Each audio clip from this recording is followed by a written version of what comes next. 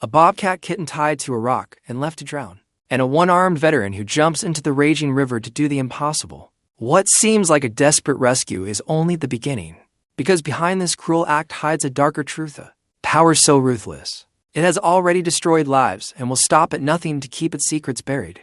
This broken soldier thought he had nothing left to fight for, but now he's caught in a battle bigger than himself, where every step closer to justice puts him and the people he loves in even greater danger. Why was that helpless kitten left to die? Who would commit such cruelty, and what terrible secret are they hiding?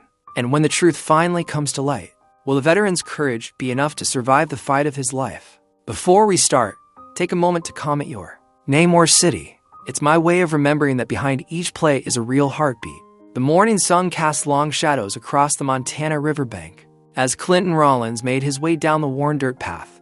His boots crunched against loose stones, the sound mixing with the gentle rushing of the river that had become his daily companion. The cool autumn air nipped at his face, and he adjusted the empty sleeve of his jacket with his good arm, a habit he'd developed since returning from the war.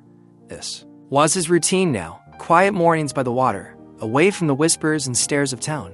The solitude suited him, though the weight of emptiness sometimes pressed heavy on his shoulders. Clinton had just settled on his usual spot when an unusual sound cut through the river's steady flow. Desperate splashing, violent and panic. His body tensed, military instincts kicking in despite the years past. The splashing continued, accompanied by a high-pitched cry that was definitely not human. Clinton pushed himself up, scanning the water's surface until he spotted movement about 50 yards downstream. Through the morning mist, he could make out something thrashing in the water. His heart jumped when he realized it was a small animal, its head barely staying above the surface. Without hesitation, Clinton broke into a run along the riverbank, his boots sliding on the wet rocks as he got closer. What he saw made his blood run cold. A young bobcat kitten, no bigger than a house cat, was tied to a heavy rock by a cruel length of wire. The stone had shifted in the current, pulling the creature partly into deeper water. The bobcat's eyes were wide with terror, its sodden fur plastered to its small frame as it fought desperately for air. Who would do something like this? Clinton muttered, his jaw clenching. The water was deep and fast here, and the morning air had left it icy cold. He knew the risks. With only one arm, swimming would be nearly impossible. But the animal's cries pierced something inside him, awakening an emotion he thought he'd buried long ago. Taking a deep breath, Clinton kicked off his boots and jacket. The shock of the cold water nearly stole his breath as he waded in, feet searching for purchase on the slippery riverbed. The current tugged at his legs, growing stronger. As he pushed deeper, "Hold on, little one," he called out.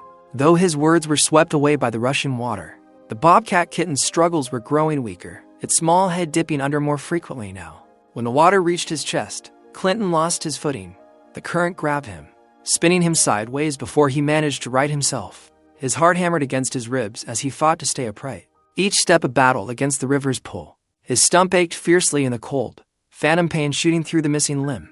Finally reaching the trapped animal, Clinton's fingers fumbled with the wire. The bobcat, barely conscious now, didn't even resist as he worked to free it. The wire had been twisted tight.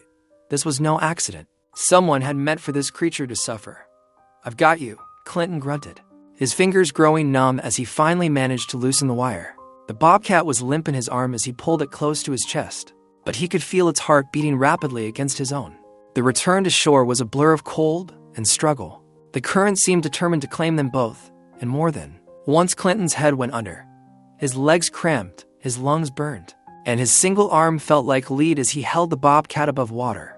But something drove him forward, perhaps the same force that had once carried him through battlefields.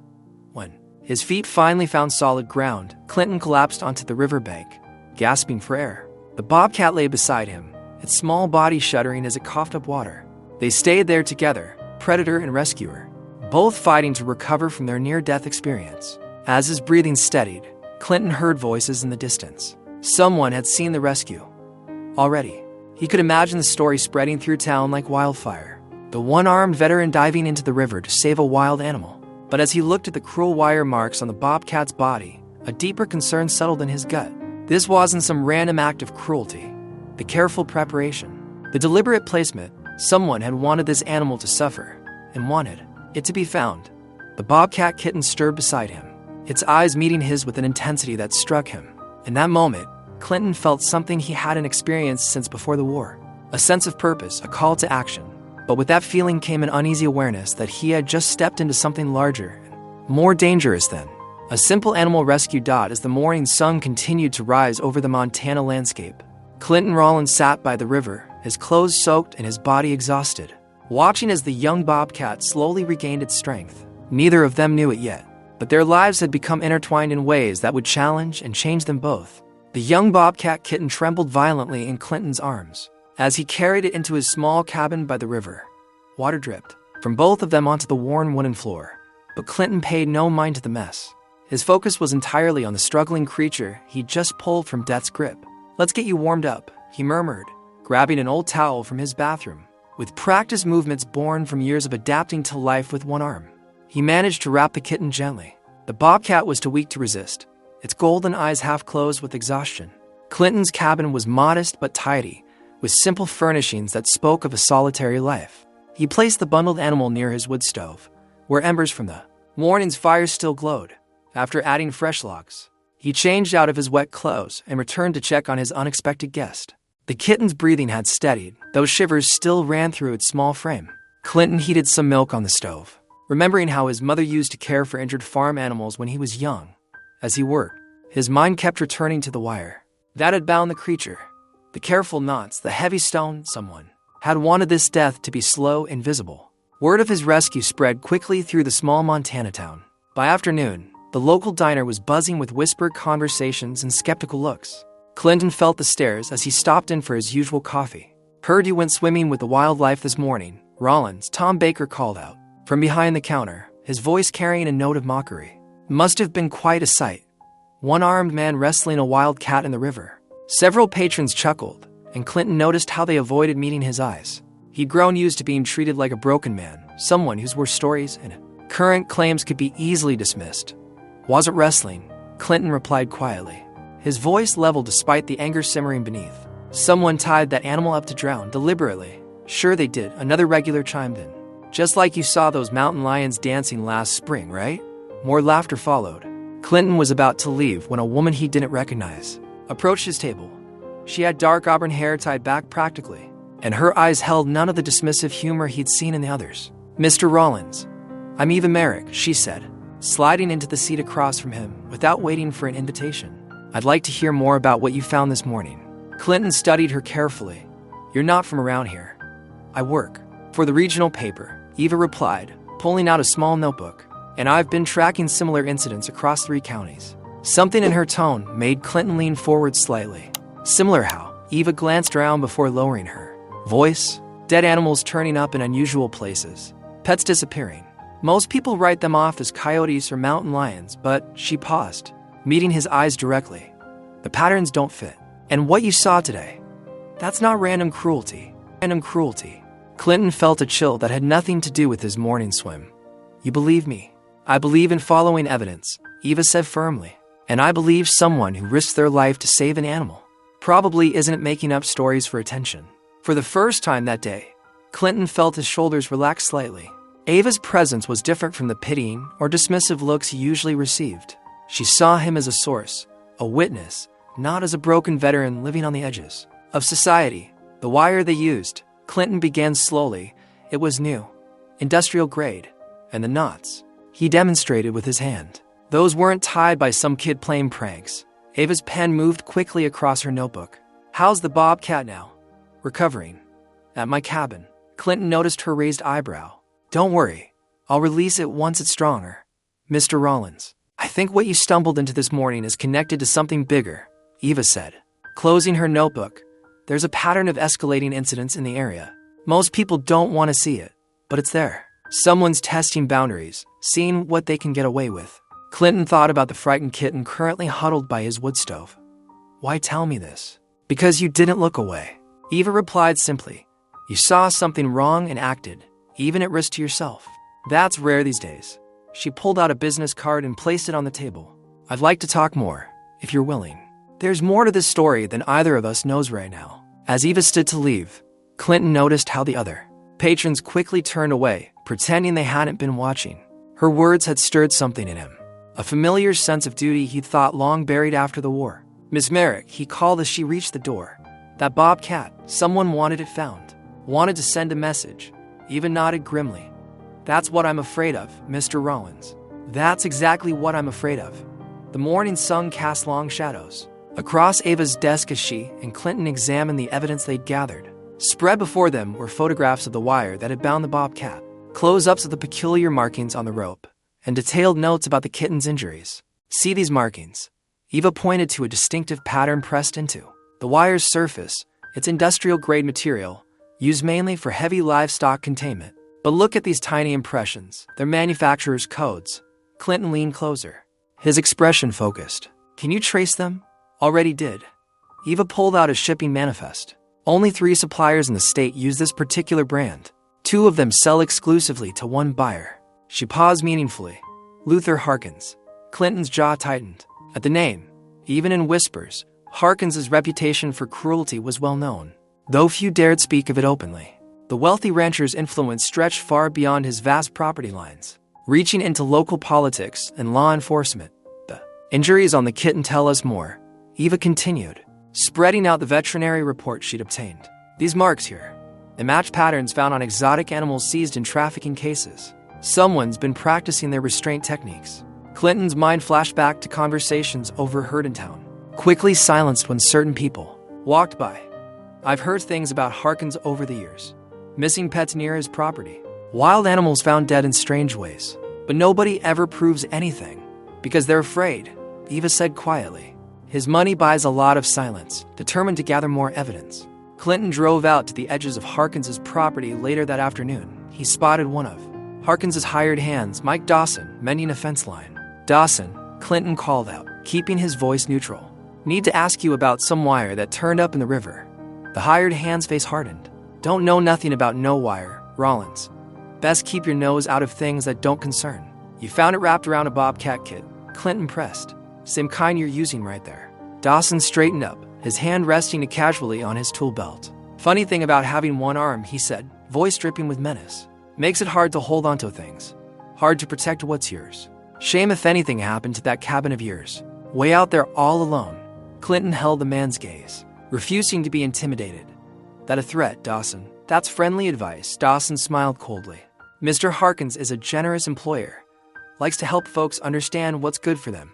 As Clinton drove home, the conversation played over. In his mind, he'd expected resistance, but the open threat suggested something bigger was at stake. Ava's research was leading them toward an organized trafficking operation, with Harkins at its center.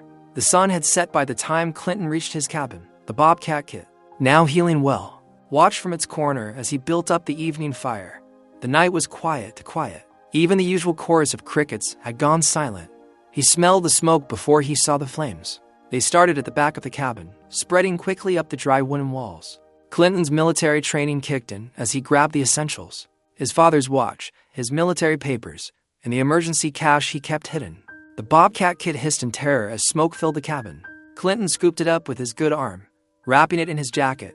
The heat was intense now, flames eating through the roof as he burst through the front door. Ava's truck skidded to a stop in front of the burning cabin, her headlights cutting through the smoke. Clinton, she shouted, jumping out. I came to warn you. I just heard Dawson making calls about teaching you a lesson. They stood together, watching as the flames consumed Clinton's home. The Bobcat kit trembled against his chest, both of them now displaced by Harkins's cruelty. Eva placed a steady hand on his shoulder, her presence grounding him as his world burned. This was all I had left, Clinton said quietly, watching the roof collapse in a shower of sparks. No. Eva replied firmly. You have evidence now. You have witnesses. And you have me. She squeezed his shoulder. We're not backing down. The fire painted the night sky orange, a beacon of Harkins's first direct strike. Clinton held the rescued Bobcat closer, feeling its rapid heartbeat match his own. This wasn't just about a drowning kitten anymore. This was about standing up to the kind of evil that thrived on others' fear and silenced Dodd as they watched the last walls of the cabin crumble. Clinton realized there was no going back. Harkins had forced his hand, thinking to intimidate him into silence. Instead, he'd only strengthened Clinton's resolve.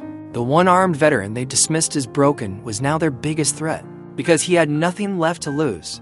The early morning sun cast long shadows across Ava's modest kitchen as Clinton sat at her worn wooden table. The rescued Bobcat kit curled up in a box nearby, Smoke still clung to his clothes from the night before, a harsh reminder of everything he'd lost. Eva placed a steaming cup of coffee in front of him, the familiar aroma offering small comfort. "You can stay here as long as you need," Eva said, settling into the chair across from him. Her eyes held concern, but there was something else there too: determination. Clinton wrapped his hand around the warm mug. "I appreciate it, but I can't put you at risk." Harkins made his point clear enough. About that, Eva reached for a thick folder she'd kept ready. "There's something you need to see." She spread out several newspaper clippings and photographs across the table. "These are people who stood up to Harkins over the years."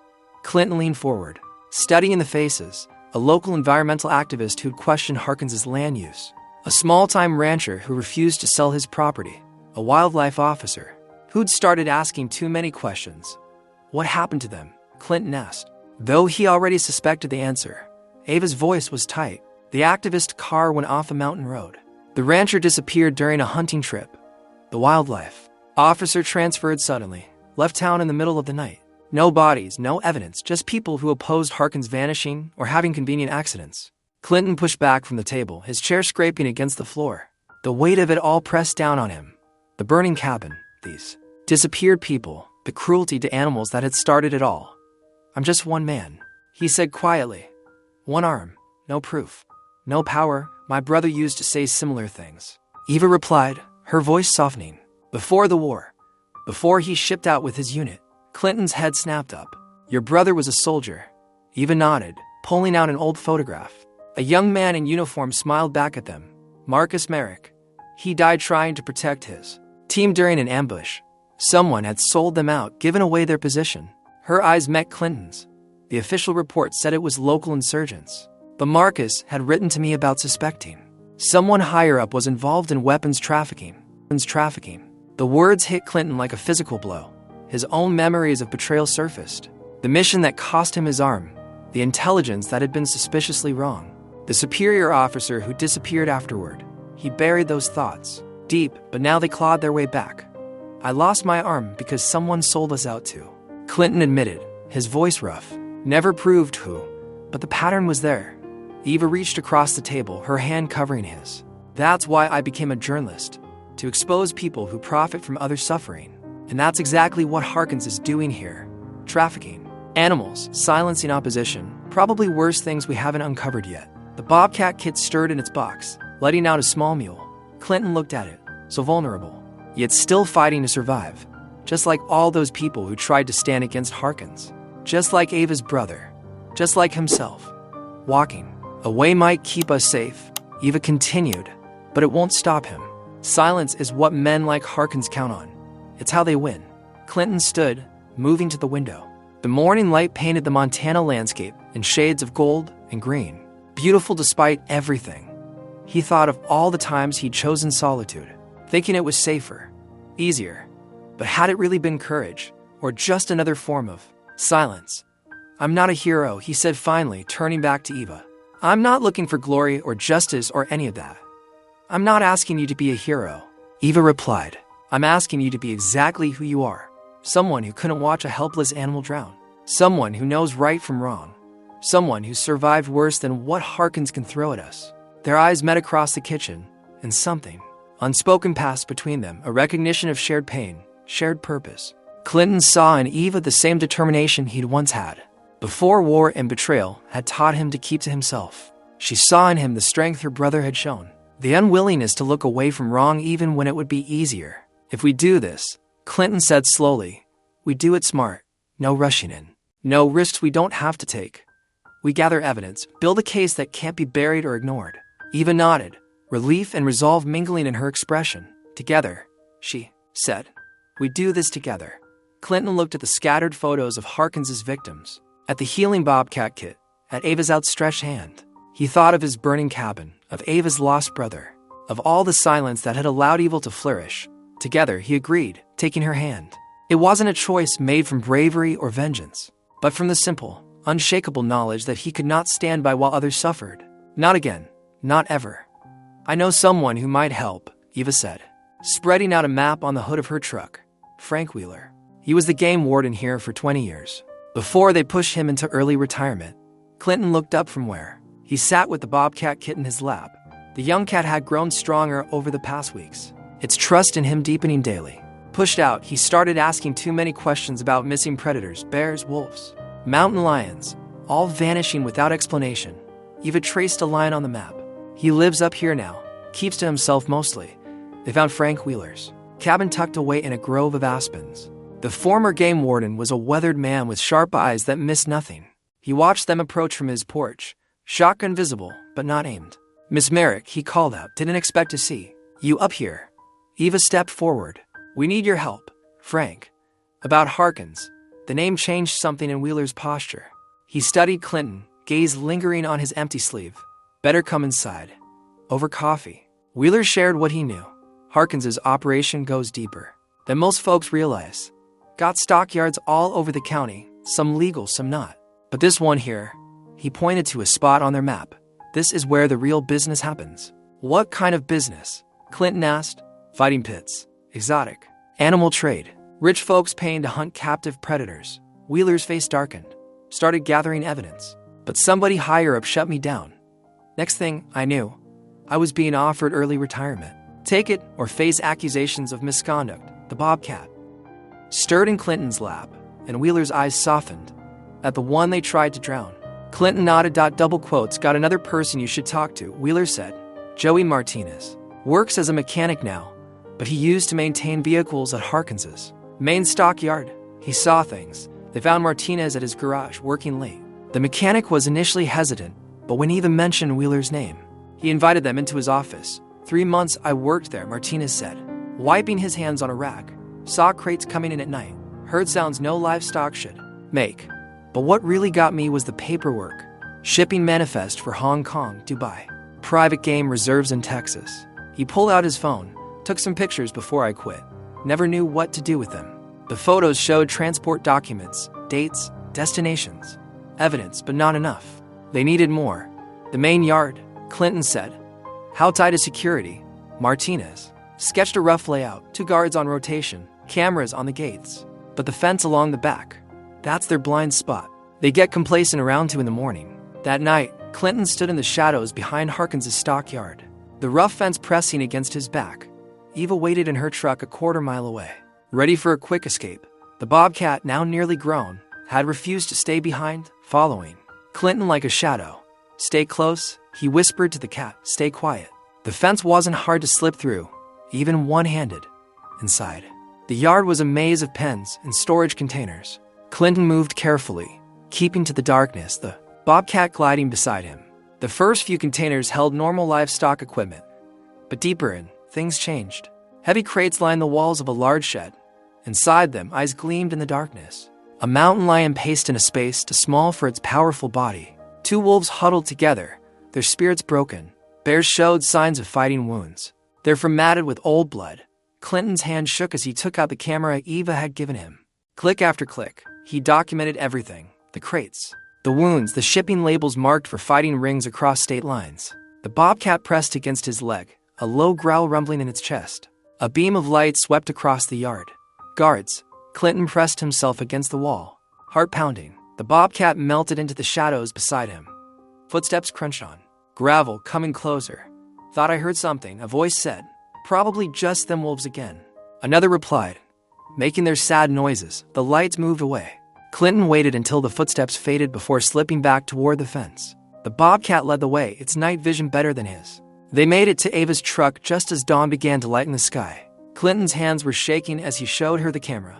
"Got what we needed," he said quietly. Eva flipped through the photos, her face growing hard. "This is it. This is what we needed to prove everything." She looked up at Clinton. "You okay?" He wasn't. The images of those caged predators would haunt him. But he nodded anyway. The Bobcat jumped into the truck bed, and Clinton saw in its eyes the same wild dignity he'd seen in those caged animals. The same will to survive. The same need for justice. "Let's get these somewhere safe," he said. "Then we plan our next move." They drove away as the sun rose over the mountains, leaving Harkins's dark secrets exposed on their memory card and in their hearts. The morning after their stockyard raid, Clinton sat at Ava's kitchen table, studying the damning photos they'd captured. His coffee had gone cold, forgotten as he examined each image of the caged animals. The bobcat lounged near his feet, occasionally brushing against his leg as if sensing his troubled thoughts. A pounding at the door made them both jump. Eva hurried to answer it, then stepped back as Sheriff Matthews barged in. Two deputies flanking him. Clinton Rollins, Matthews announced, his voice hard. You're under arrest for illegal wildlife trafficking and poaching. Clinton slowly stood, his mind racing. What? We have evidence linking you to multiple incidents of wildlife crimes. Matthews nodded to his deputies, including that bobcat you've been keeping illegally. The deputies moved forward with handcuffs. Clinton's heart hammered in his chest as they secured his right wrist. His empty left sleeve a stark reminder of his vulnerability. This is ridiculous, Eva protested, stepping between them. Clinton's been fighting against trafficking, not participating in it. Matthews pulled out a warrant. We have sworn statements from 3 witnesses who saw Mr. Rollins trapping predators on protected land. We found illegal snares with his fingerprints and documentation of sales to underground fighting rings. That's impossible, Clinton said, but he could see the certainty in Matthews' eyes. Someone, Harkins, had carefully constructed this trap. The evidence is solid, Matthews continued. Mr. Harkins himself brought key information to our attention. As a respected rancher and wildlife conservationist, his testimony carries significant weight. Ava's face flushed with anger. Harkins? He's the one behind all this. We have proof, Ms. Merrick. I suggest you be careful about making unfounded accusations against upstanding citizens. Matthew's tone carried a warning. We'll also need that bobcat taken to a wildlife facility. The cat growled low in its throat, backing away from the approaching deputies. Clinton felt sick watching his companion's fear. She's not going anywhere, he said firmly. She's wild, free to come and go as she pleases. I never trapped her. But his protest meant nothing. As they led him out, neighbors gathered to watch. Clinton saw the judgment in their eyes, the quick acceptance of his guilt. A broken veteran, they thought, turned to crime. The story was too easy to believe. At the station, they took his fingerprints and photos. Through the processing, Clinton maintained his silence, knowing anything he said would be twisted against him. They placed him in a cell, the metal bars, a cruel echo of the cages he'd photographed the night before. Hours later, a guard appeared. You have a visitor, Clinton expected Eva. Instead, Luther Harkins stepped into view, his expensive boots clicking on the concrete floor. He dismissed the guard with a wave. Quite a fall from grace, Harkins said, his voice smooth as oil. The hero who saved a drowning bobcat, revealed as a wildlife trafficker. Tragic. Clinton met his gaze steadily. We both know what this is indeed. Harkins smiled. This is what happens when people don't mind their own business. The charges will stick. Clinton, I have friends in every office that matters. Your war record won't save you. If anything, it makes you more suspicious. Trauma changes people, they'll say. He leaned closer to the bars, but it doesn't have to go further. Drop your crusade. Let it go, or more lives than yours will be ruined. That journalist friend of yours, her career could end very quickly. And accidents happen all the time on these mountain roads. The threat hung in the air like smoke. Clinton's hand clenched into a fist, but he forced himself to remain. Still, think it over, Harkins said, turning to leave. You've already lost one arm for nothing. How much more are you willing to lose? After he left, Clinton sat on the hard bunk, the weight of his situation pressing down like a physical force. Everything he'd built since the war, his quiet life, his recovering sense of purpose, all of it crumbling because he'd chosen to stand against evil. Eva visited later, her eyes red but determined. We'll fight this, she insisted through the bars. The real evidence is safe. I've made copies, sent them to trusted contacts. We just need time to build a stronger case. They took the bobcat. He asked quietly. No. A small smile crossed her face. She disappeared before they could catch her. She's smart, like someone else I know. Clinton nodded, grateful for at least that small mercy. The town's turning against you. Eva continued softly. Harkins is playing this perfectly, making you look unstable, dangerous. But I know the truth, Clinton, and I'm not going anywhere. He looked at her then, saw the unwavering support in her eyes. It's not safe for you to stand with me. Safe? She laughed bitterly. Nothing worth fighting for is safe. You taught me that when you jumped into that river to save a drowning animal. Truth matters, Clinton. Justice matters. And I'm not letting Harkins bury either one. Through the cell window, Clinton could see the mountains he loved, the land that had given him peace after the war. Now he was a prisoner here, branded an outlaw by the very corruption he'd tried to expose. But Ava's words kindled a spark of hope. Sometimes, he realized, It took losing everything to find what you were really fighting for. Clinton sat at Ava's kitchen table, staring at the stack of papers the mechanic, Tom Bradley, had brought them. His hand trembled as he reached for another document, its edges worn and yellowed with age. "I found these hidden in one of Harkins's old storage units," Tom explained, his voice heavy with regret. "Been holding onto them for years, too scared to come forward.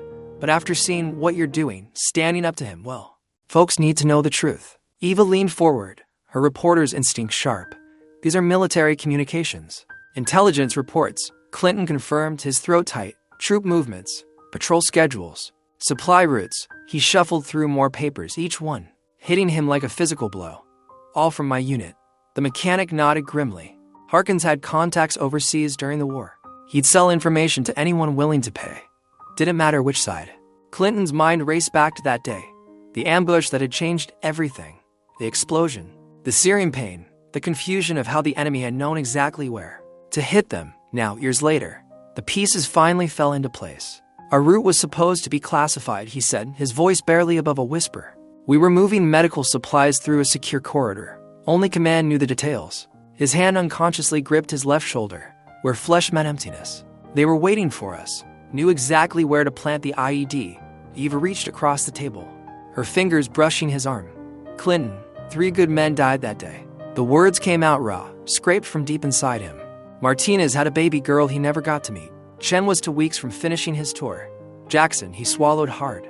"Jackson pushed me clear of the worst of the blast. That's the only reason I'm alive." Tom pulled out one final document, a bank transfer receipt. "This is dated 3 days before the ambush. $50,000. Transferred from an overseas account to Harkins's private holdings." "Blood money," Eva said quietly. Clinton stared at the amount. $50,000. That's what his arm had been worth. That's what his friends' lives had been worth to Luther Harkins. The rage that filled him was different from anything he'd felt before. Not the hot anger of combat, or the frustrated fury at Harkins's current crimes. This was cold, deep, and absolute. A steel-hard certainty that transformed everything about their fight. "All this time," he said, "I thought it was just bad luck. The fortunes of war. Been trying to make peace with it. Find some meaning in survival." His voice hardened, but it wasn't chance. It was greed. Simple, bloody greed. Eva studied him carefully. "This changes things." "Yes?" Clinton gathered the documents with deliberate care. "It's not just about the animals anymore. Not just about stopping his operation." He met her eyes. "This is about justice for Martinez's daughter, growing up without a father. For Chen's parents who lost their only son. For Jackson, who died saving me. He'll know we have this information," Tom warned. "Man like Harkins, he's got eyes everywhere. Let him know." Clinton's words carried the weight of steel. "Let him understand that everything he built on betrayal and blood money is coming down. I'm not hiding anymore." Eva touched the papers. "We need to be smart about this. Release the evidence strategically. Build public pressure." "No." Clinton cut her off. "No more waiting. No more careful steps. Harkins didn't just steal my arm. He stole my future. The life I was supposed to have." He stood, his shadow falling across the damning documents. "And I'm going to make him face every single person he's destroyed." The mechanic shifted uncomfortably. "Man's still got power, money, connections. And I've got truth," Clinton replied. "The one thing his money can't bury anymore." The Bobcat, who had been curled in the corner throughout their discussion, padded over to Clinton. She rubbed against his leg, a low purr rumbling in her chest, looking down at her. Clinton felt the pieces of his life's puzzle finally connecting. "I saved her because it was right," he said softly. "Didn't matter that it was dangerous, or that I might fail. Some things you do because your soul can't bear doing anything else." He straightened, decision crystallizing into purpose, taking down Harkins. That's not just right, it's necessary. For everyone he's hurt, everyone he's betrayed. Eva stood beside him, her presence steady and sure. "Then we do it together. No more lone stands." Clinton nodded, feeling the weight of the past and future pressing in equally. The man who had sold out his unit for profit, who had treated his suffering as a mere business transaction, was the same man now trading in animal lives, destroying anyone who stood in his way. The connection made terrible sense, a pattern of cruelty driven by greed, unchecked by conscience. The revelation had changed everything. This wasn't just a fight against current corruption. It was a reckoning long overdue, a chance to right not only present wrongs but past betrayals. "Clinton," felt the last fragments of his hesitation fall away. He had survived that explosion for a reason. Now, finally, he understood what it was. Clinton stood before the small group gathered in Ava's living room, spreading photos and documents across her coffee table. The evidence they'd collected painted a damning picture: shipping manifests, bank transfers, and stark images of caged predators destined for illegal fighting pits. We've got enough here to bring him down, Clinton said, his voice steady with determination. But we need to move fast and hit hard. Eva nodded from her position by the window, where she kept watch. I've contacted state investigators who aren't in Harkins's pocket. They're ready to move on our signal. Tom, the mechanic, leaned forward to study a particular photo. These shipping schedules show fights happening every 2 weeks. Next one's in 3 days. The retired game warden, Marcus Wheeler, stroked his gray beard thoughtfully. If we time this right, we can catch them in the act. That's ironclad evidence, no way for Harkins to wiggle out of it. Clinton's Bobcat Kitten, now nearly recovered, prowled the room's perimeter, as if sensing the tension in the air.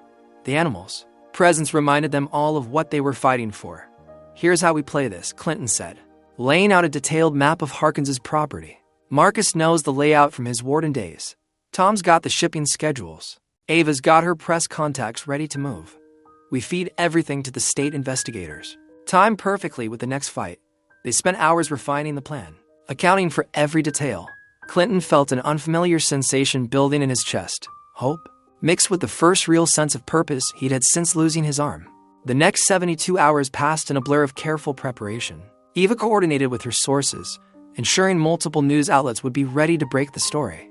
Marcus used his old connections to verify the investigators' reliability. Tom provided crucial details about security patterns and access points. When the raid finally happened, it went better than they dared hope. State investigators swept in during the pre-fight preparations, catching Harkins's men red-handed. Clinton watched from a safe distance as official vehicles swarmed the property, their lights painting the night in red and blue. They're finding everything, Eva whispered, monitoring police channels through her phone. The fighting pits, the transport cages, the betting records, all of it. Clinton felt something loosen in his chest as he watched Harkins's men being led away in handcuffs. For the first time since the war, he allowed himself to feel a flicker of triumph. This was what justice looked like. The next morning's headlines screamed the story across the state: illegal wildlife fighting ring exposed. Ava's article ran front page, laying out the operation's brutality in unflinching detail. Clinton's evidence, carefully anonymized, formed the backbone of the investigation. We did it, Eva said, spreading the morning papers across her kitchen table. This is just the beginning of Harkins's troubles. Once people start talking, Clinton nodded, but kept his celebration measured. It's a good hit, but Harkins won't go down easy. Marcus shared his caution. Man like that, he's got contingency plans. We need to stay sharp. They were right to be wary. Harkins made no public appearances, issued no statements through his lawyers. The silence was unsettling, like the stillness before a storm. Tom brought reports from town. He's holed up in his ranch house, not seeing visitors, not taking calls. But there's activity, lots of cars coming and going late at night. Clinton recognized the pattern from his military days. This wasn't surrender. It was tactical retreat and regrouping. Harkins was planning something. The Bobcat Kitten, sensing his unease, pressed against his leg. Clinton reached down to scratch behind her ears. Drawing comfort from her presence, they had struck a significant blow, exposed truth. Too light, for now. That had to be enough. Eva brought coffee to their informal work council. The state investigation is expanding. They're following money trails, interviewing witnesses. Harkins can't stop that momentum now. No, Clinton agreed, but he can make it personal. He stared into his coffee, remembering the cold calculation in Harkins's eyes when they first confronted him. Man who'd sell out his own countrymen for profit won't hesitate to strike at what hurts most. The room fell quiet, each person there knowing they'd made themselves targets. But there was pride in that knowledge too. They'd chosen to stand against cruelty. Whatever the cost, the Bobcat suddenly lifted her head, ears pricked forward. Clinton had learned to trust her instincts. Everyone down, he shouted, just as something crashed through the window. They dropped to the floor as glass shattered around them. No gunshot followed, just a heavy thud as an object landed on Ava's floor. Clinton crawled forward to examine it, a simple stone, wrapped in paper. The message was clear. Harkins knew exactly where they were, could reach them at any time. He's trying to rattle us, Eva said, brushing glass from her hair. Clinton unwrapped the paper. Read the message written in precise handwriting. You've learned nothing from losing one arm. The threat hung in the air, made more chilling by its simplicity. Their victory suddenly felt hollow, a mere prelude to whatever Harkins was planning next. Clinton woke to sunlight streaming through Ava's kitchen window, his neck stiff from sleeping. In the chair, they'd taken turns keeping watch after the rock incident, unwilling to leave Eva alone. The Bobcat Kitten dozed at his feet, her steady breathing a comfort in the quiet morning. Something felt wrong. The house was too silent. "Eva?" he called out, pushing himself up. No answer. His heart began a race. The kitchen showed signs of struggle, a broken mug on the floor. Coffee splattered across the counter. Ava's phone lay shattered near the back door. Clinton's hands shook as he picked up a note propped against the coffee. "Maker, come alone to the old mill by sunset. No police, no friends. Or she dies knowing you failed her too." Clinton sank into a chair, the paper crumpling in his grip. The room spun as memories flooded back. The ambush that took his arm, the helplessness, the pain. Now Harkins had Eva, and it was Clinton's fault for dragging her into this fight. He called Marcus with trembling fingers. "Ava's gone." Harkins took her. "I'll be there in 10 minutes. Marcus said, "Don't do anything stupid." But Clinton could barely breathe, let alone think. Eva had believed in him when no one else would. She'd seen past his scars and missing arm to the man beneath. The thought of her in Harkins's hands made him sick with fear and fury. Marcus arrived, with Tom close behind. They found Clinton still at the kitchen table. The Bobcat pressed against his leg as if sensing his distress. "We'll get her back," Marcus said firmly, "but you can't go in there alone." That's exactly what he wants. "I don't have a choice," Clinton replied, his voice hollow. "You know what Harkins is capable of. If I don't show up alone, then we work smarter," Tom interrupted. "I know that mill inside and out.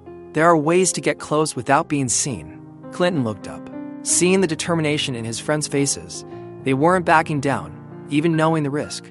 Just like Eva hadn't backed down when he'd tried to push her away. "He'll be expecting something," Clinton said. "We can't underestimate him again." They spent the next hours planning, mapping approaches, considering every angle. The Bobcat Kitten watched them intently, as if understanding the gravity of their discussion. As sunset approached, Clinton stood in Ava's kitchen one last time, checking his gear. The weight of his past failures pressed down on him. His lost arm, his shattered military career, the years wasted in isolation. But Eva had helped him find purpose again. She'd shown him that one arm didn't make him less of a man or less capable of fighting. For what mattered. "Remember," Marcus said, "we'll be in position. You're not alone in this." Clinton nodded, throat tight with emotion. "Whatever happens, thank you for standing with us." The drive to the mill felt endless. Clinton's mind tortured him with images of Eva hurt, afraid, wondering if he would come. The Bobcat Kitten, refusing to be left behind, crouched in the passenger seat, her presence oddly steadying. The old mill loomed against the darkening sky, its broken windows like empty eyes. Clinton parked where instructed and stepped out, scanning for movement. The kitten slipped out behind him, melting into the shadows despite his whispered command to stay back. Right on time. Harkins's voice called from the mill's entrance. "Hands, where I can see them, and come inside." Slowly, Clinton complied, his heart pounding. The interior was dim, dust motes dancing in the last rays of sunlight filtering through holes in the roof. Eva sat bound to a chair in the center, duct tape across her mouth. Her eyes widened when she saw him, shaking her head frantically. "That's far enough," Harkins said, stepping into view with a gun trained on Ava's head. "You just couldn't leave well enough alone, could you?" Had to play the hero. "Let her go," Clinton said, forcing his voice steady. "This is between us."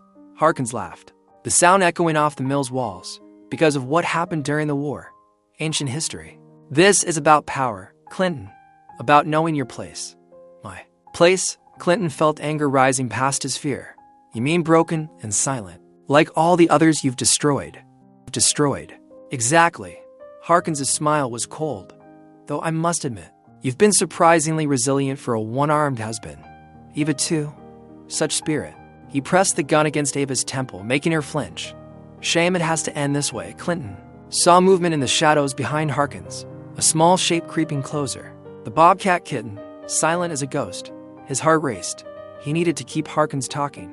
"The trafficking operation was just the start, wasn't it?" Clinton said. "How deep does it really go?"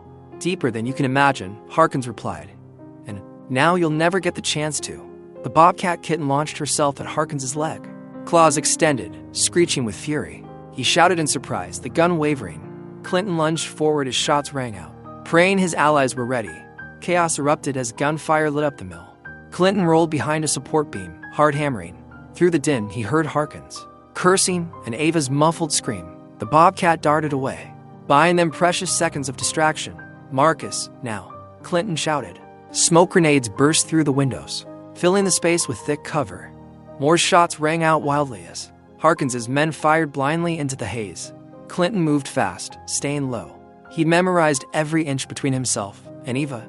His fingers found her bonds, working quickly to free her while shouts and confusion echoed around them. But Harkins wasn't finished.